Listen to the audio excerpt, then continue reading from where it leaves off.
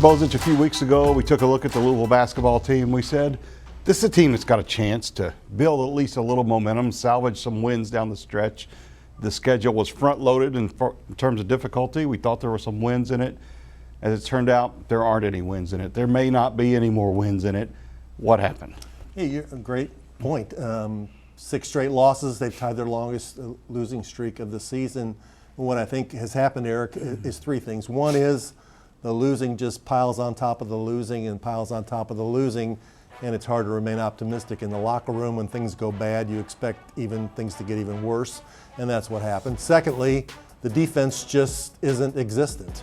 They don't stop people from driving the ball, as we saw against Syracuse when they had 6 dunks in the first half, and they certainly don't stop people from shooting the ball from the 3-point line.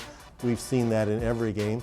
And thirdly, I just think offensively, they don't really have a consistent identity. Sometimes they go into Brandon Huntley-Hatfield, sometimes they forget to throw the ball inside, and other guys try and play hero ball, add it all up, and it's not good.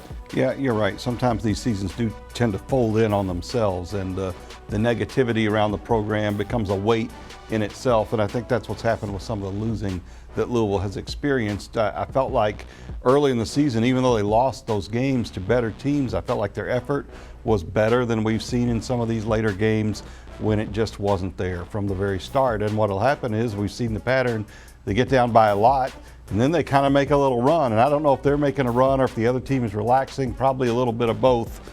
But I just think it was too much. It's too much for a team with a lot of young players to overcome, transfers that haven't played a lot, very inexperienced group, inexperienced coaching staff. All that comes in, and eventually it weighs on you, and you get what we have right now. We're working our way to what we probably feel like is pretty certainly going to be a change at the end. We'll keep on watching it, following it. Stay with us, WDRB.com. Go there and click on sports.